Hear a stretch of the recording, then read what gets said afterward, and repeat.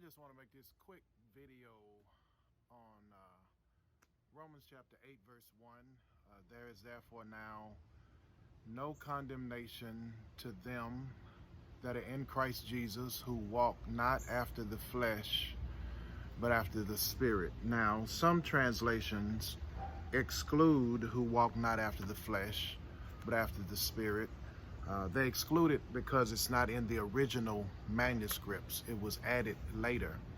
I believe it was added to kind of shape a context for it. So whether you include or exclude it should not alter the interpretation of it. If it does, then your interpretation is probably off either way. The book of Romans is an interesting book, and I've done a series on that some years ago, and I'm feeling inclined to revisit that series. I preached on last Sunday from Romans 7 with the desire to preach from Romans 8 verse 1. But what happened is, in mentally and prayerfully preparing for Romans 8 verse 1, there was so much in Romans chapter 7 I needed to say as a prelude to chapter 8. And then even in preaching that Romans 7 passage, I felt that there were so many verses in the 7th chapter waving at me saying, don't forget me. I'm preaching tomorrow from Romans chapter 8, but I do feel inclined to go all the way back to chapter 1, because the context again is so critical. Here is why the context is so critical. Throughout the book of Romans, Paul, who is writing from Corinth to a predominantly Gentile audience, is not by any means promoting the law.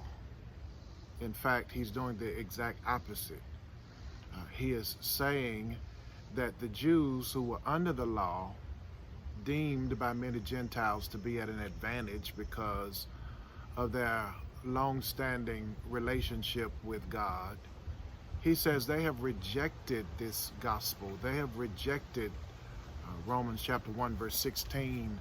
I'm not ashamed of the gospel. It is the power of God unto salvation to everyone that believeth, and in it is righteousness revealed from faith to faith. And so he promotes the whole idea that walking after the Spirit is exercising faith in the gospel of Jesus Christ as the measuring stick for one's righteousness.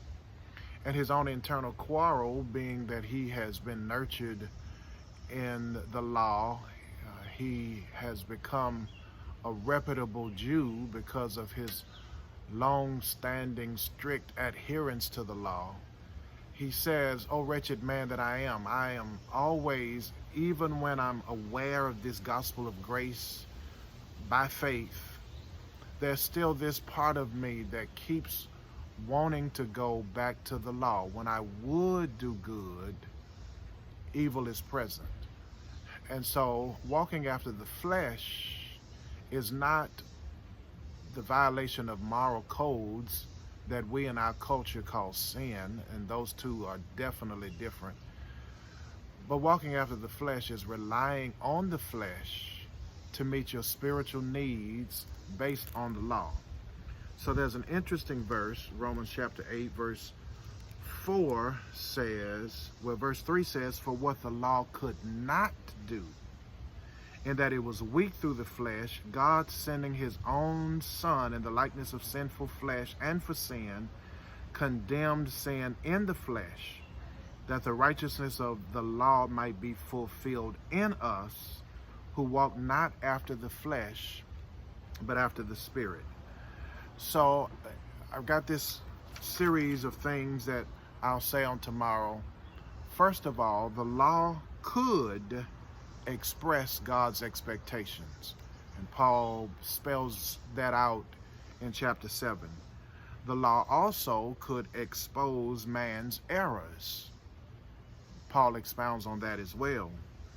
But then this chapter 8, verses 3 and 4 says, while the law could express God's expectation and it could expose man's errors, it could not execute righteousness beneath the external.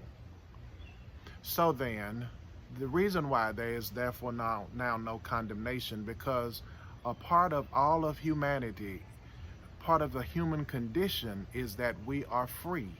We are nurtured, we are educated, and so that we can handle freedom. Galatians chapter 4, verse 1 says, an heir, as long as he's a child, is no different than a servant, but he must come under tutors and governors until the time appointed by the Father. And so we need to be nurtured and educated. Any religion, any education, any system that strips us of freedom is an oppressive religion, system, or education. But whom the Son sets free is free indeed. You shall know the truth, and the truth shall make you free. And so freedom is our God-given benefit. The law was provided so that the Israelites, who had been oppressed for a long-standing season of centuries, could get the slavery mentality out of them so that they would not bring that into the promised land. So I say to you, we are free in Christ. The Spirit of God operating through us and in us by faith, producing grace, allows us to have the will and nature of God, so that we are free in Him to be all that He has created us to be. For the Latin word for educate is the word educare, which means to bring up out of oneself.